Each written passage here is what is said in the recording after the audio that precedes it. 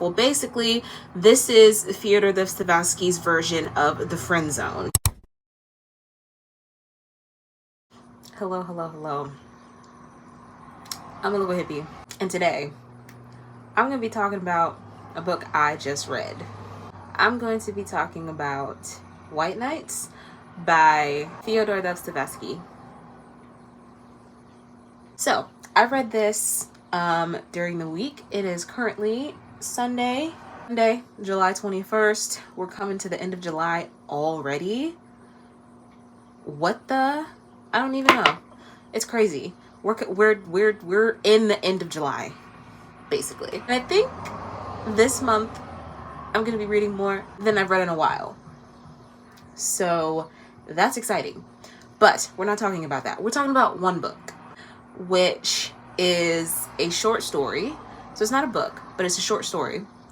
I think it was about maybe 60 pages. And I guess let me just start with my rating. I rated it 4 stars. I love me some Fyodor Dostoevsky. He is an instant buy author for me. So, White Nights. We're following a man. Did we get his name? Hold on, let me check. I don't think we got his name. Okay, my Kindle is apparently glitching out and being stupid and won't let me out of the book I'm currently reading. So, I think he's a nameless narrator. We're following him. He is on some sort of stretch in St. Petersburg. I guess like a vacation spot, because he is talking about these dachas, which to me seem like homes away from home, like summer homes or something like that. But he lives in Petersburg, if I followed correctly. And he's basically this lonely man. He doesn't have any friends. He's very sad because the end of the season is coming and people are leaving their dachas.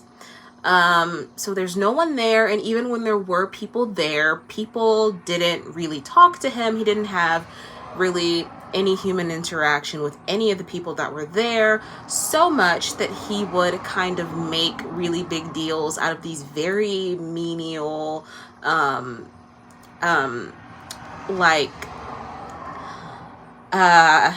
moments he would share with strangers. He's a very lonely man. He's called the dreamer, or he's called a dreamer.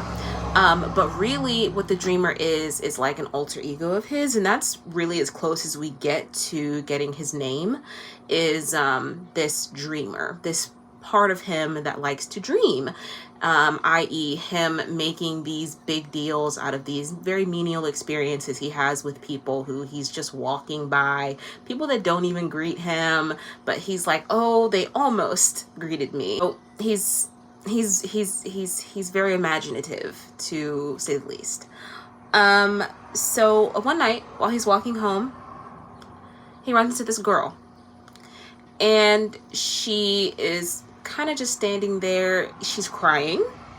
He thinks that she's crying. She is crying. And he wants to stop to talk to her, but like any girl would late at night and some strange dude is trying to walk up to you, I don't care if I'm crying or not, she walks away.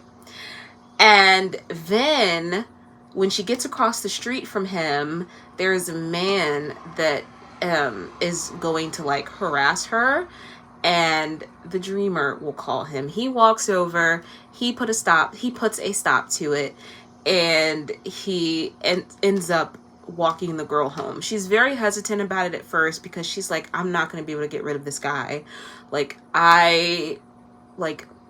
Stop. You know what I mean? Because he's very strange. But she allows him, because he says, hey, I just want to walk you home. You know, make sure you get there safe. And if I hadn't stepped in, who knows what he would have done to you. So she lets him walk her home, and then he, of course, wants to have a conversation with her. And she's like, see, you only said that you wanted to walk me home, and now you're trying to talk to me. But like we usually do, she humors him and they have conversation, and then by the end of the conversation, he manages to get her to meet with him the next night, so that he can see her, because he's very lonely. And with very lonely people, they tend to really make a very big deal out of small interactions, which is what he's doing and what he has a trend of doing. One thing she tells him at the beginning, or at the advent of this friendship, is do not fall in love with me. Her name is Nastinka. I believe that's her name. Nastinka. Yeah. If I could go back in my Kindle, I would check, but I believe it's Nastinka. And they become friends, and they get a little bit close, and she is just like, you're kind of weird, but okay. And we find out that the dreamer is falling in love with her. He, in fact, is falling in love with her, has fell in love with her over these couple days. It's only 3 nights.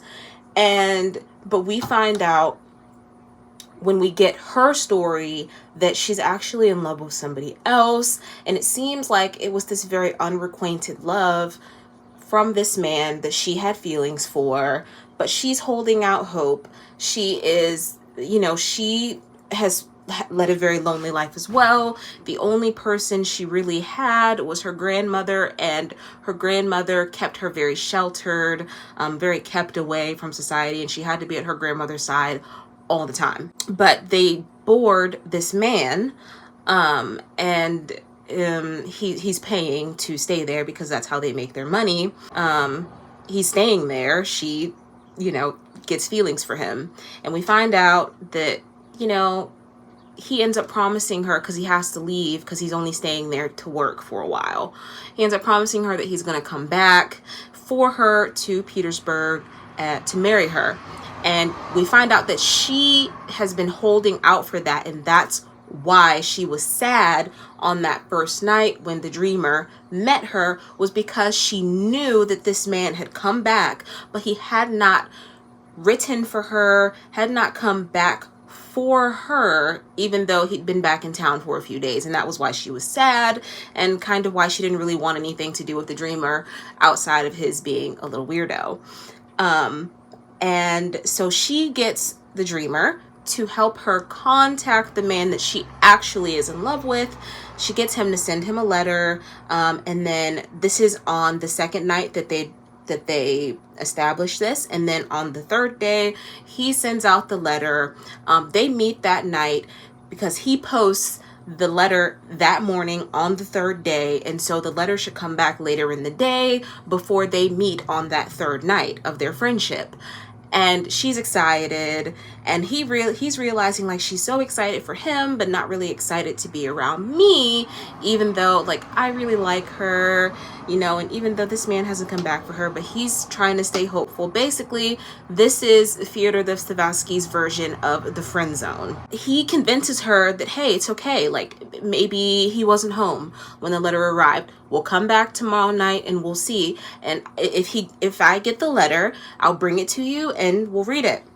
Well, next night, the fourth night, no letter. And she's sad, and they talk some more, and then he tells her, I'm in love with you, because he sees how sad she is that she didn't receive word back from the man that she really loves. Long story short, he ends up trying to convince her to love him because he loves her so much. He's giving her the love that this man has seemingly withheld from her, and she's like, man, I really wish he was like you. I wish he was noble. Again, when it's the equivalent these days of somebody telling you, boy, I really wish I could find someone like you. You know what I mean? That kind of thing. And, he convinces her in the end. He's like, because you might as well just be with me. I love you. I'll always stand by you. Even if you spend the rest of your years loving him, I will love you. And she's like, okay. He kind of badgers her into it. She's like, okay, fine. I'll love you. You'll have to move in to this house with me and my grandmother. You'll have to lodge. You'll have to pay so that we can live, basically. And at the end of the story, what do you know? The man that she truly loves is walking down the street. He notices her. He calls her name. She runs right to him. Forgets all about the dreamer. she goes back to the dreamer, gives him a kiss and says, thank you, thank you, thank you, because she realizes this probably wouldn't have happened if it wasn't for him. And she goes and she marries the man that she loved. So basically, this is a story. White Nights is a story about unrequited love. And it has that weird Fyodor Dostoevsky, like mental, like very fantastical kind of feel to it, which I'm finding is just a part of his style. So yeah, I really enjoyed it. It was a very short, very quick read. I read it a few nights before I went to bed. Very similar to the way we deal with people that we don't want to be romantically involved with, but we want to keep in our lives and have as friends, people that we friend zone. And I thought that was pretty cool how that was a concept even back then. It just shows you how there's nothing new under the sun. But that's going to bring us to the end of the video. I hope you have a good day. I hope you have a good evening. And most importantly, I hope you read a good book. And I'll see you when I see you. Bye.